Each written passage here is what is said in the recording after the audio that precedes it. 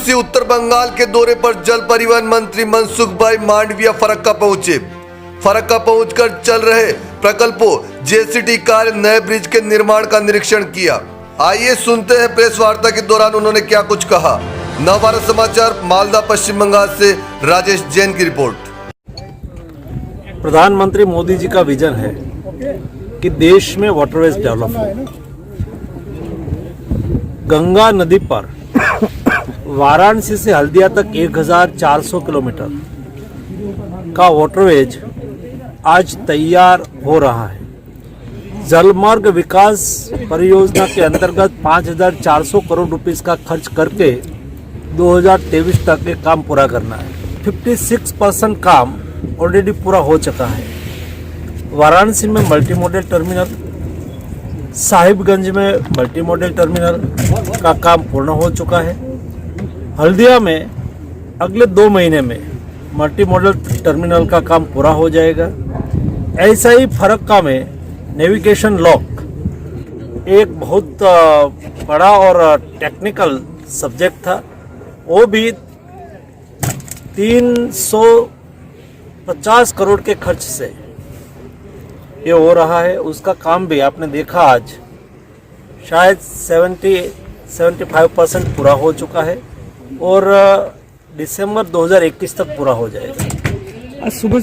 और इसलिए ये जो सारा नेविगेशन सिस्टम यहाँ स्टार्ट हो चुकी है और वाराणसी से हल्दिया तक 2.5 मीटर का ड्राफ्ट एश्योर किया जाएगा। पटना से आगे तक मतलब आज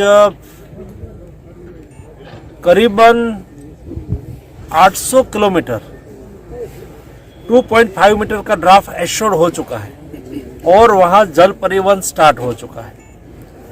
अगले दिनों में ये काम गति से तेजी से आगे बढ़ेगा, उससे बहुत कुछ फायदा होने वाला है। 1400 किलोमीटर जल परिवहन से वाराणसी उत्तर भारत वो समुद्र से मिल जाएंगे डायरेक्ट। समुद्र से कार्गो यहाँ से वाया गंगा वाटरवेज के माध्यम से वाराणसी तक जाएंगे। नेपाल लैंडलॉक कंट्री है, साहिबगंज से नेपाल को भी कनेक्टिविटी मिलेगी।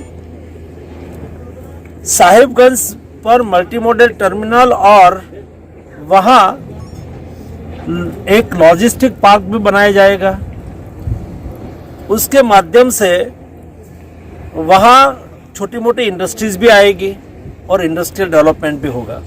तो कुल मिला के वाटरवेज का उपयोग अगले दिनों में रोड का कंजेशन को कम करना है, रेल का कंजेशन को कम करना है, पोल्यूशन को कम करना है, एक्सीडेंट को कम करना है और स्मूथली वाटरवेज को डेवलप करना है। उस दिशा में मोदी गवर्नमेंट तेजी से काम कर रही है। इसके लिए हमने गंगा वाटरवेज पर कम्युनिटी जेटी डेवलप करके ऐसी 36 लोकेशन आइडेंटिफाई किया गया है। कोई टूरिज्म प्लेस है, वहाँ क्रूज आएगा। कोई एग्रीकल्चर बेल्ट है, वहाँ एग्रीकल्चर एक्टिविटी होगी, एग्रीकल्चर कमोडिटी का ट्रांसपोर्टेशन होगा, पब्लिक का भी ट्रांसपोर्टेशन होगा। ये ट्रांसपोर्टेशन के लिए छोटी छोटी फ्लोटिंग जेटी अगले दिनों में लगाई जाएगी। सीमेंट कंक्रीट की फ्लोटिंग जेटी, जब पानी अप होता है तो अप होती है, पानी डाउन होता है तो नीचे जाती है और एकदम सेफ होती है। तो अगले दिनों में हम वो भी लगाएंगे और पब्लिक ट्रांसपोर्टेशन भी वाटरवेज पर ले आएंगे। इसमें सर स्वाभाविक है, जब कोई इंफ्रास्ट्रक्चर डेवलप होता है, कोई सुविधा डेवलप होती है तो युवाओं को रोजगारी मिलना स्वाभाविक है।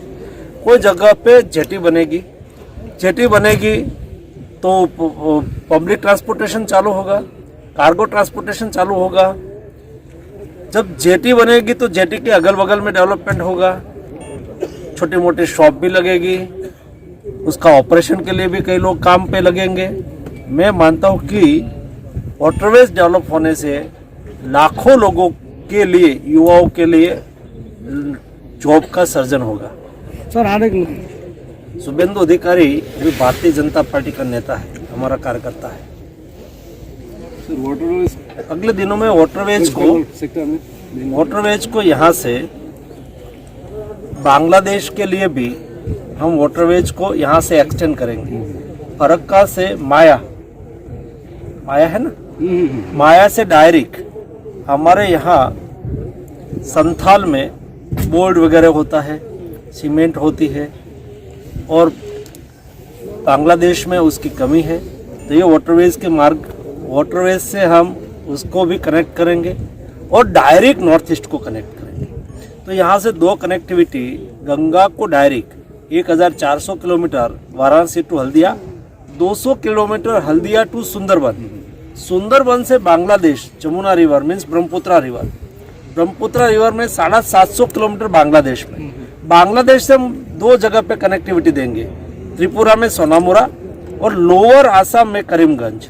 ये दोनों को हम वहाँ से फीडर रिवर से कनेक्ट करेंगे और ये वाटरवे से डुबरी से 890 किलोमीटर वहाँ से डायरेक्ट डिब्रूगढ़, तो डिब्रूगढ़ से लेके वाराणसी तक इनलैंड वाटरवे 4000 किलोमीटर होगा और अगले 2 साल में ये 4000 किलोमीटर इनलैंड वाटरवेज ऑपरेशनल होगा, डेवलप होगा और जल परिवहन उसमें अच्छी तरह से चलता होगा।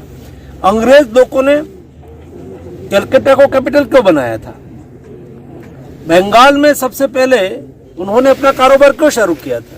इसलिए शुरू किया था कि कलकत्ता एक ऐसा लोकेशन है जो 2 रिवर यही बे में मिलती है।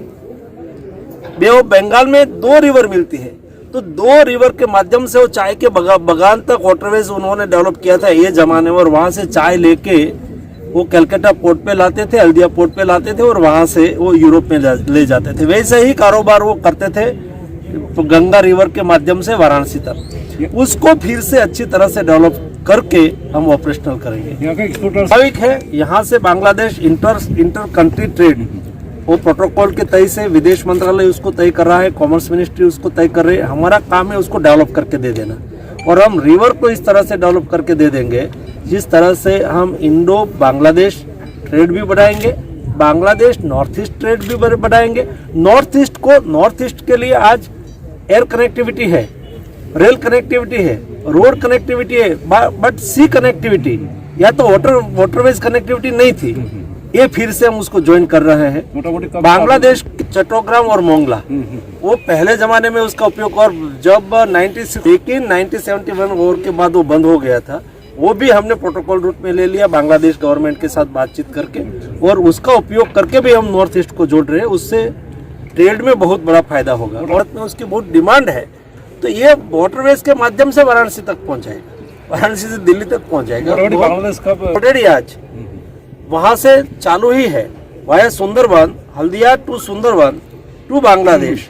आज के दिन में हमने उसका ऑपरेशन चालू कर दिया। 6 महीने में ड्रेजिंग का काम तेजी से चल रहा है, तो सोनामुरा को डायरेक्ट जोड़ देंगे, करीमगंज को डायरेक्ट। गंगा स्पीड बोट भी चलेगी दुनिया में, आज उसके पर बहुत रिसर्च हो रहा है, डेवलपमेंट हो चुका है। 1 मीटर ड्राफ्ट वाली वेसल्स, अभी मैंने कई कंपनी के साथ में वर्ल्ड इकोनॉमिक फोरम में दावोस गया था, तो वहाँ कई बड़ी बड़ी कंपनी के साथ मेरी बातचीत हुई जो अमेजोन रिवर में 1 मीटर ड्राफ्ट में अपने वेसल चलाते हैं। मैंने कहा आप इंडिया आइए, वो यहाँ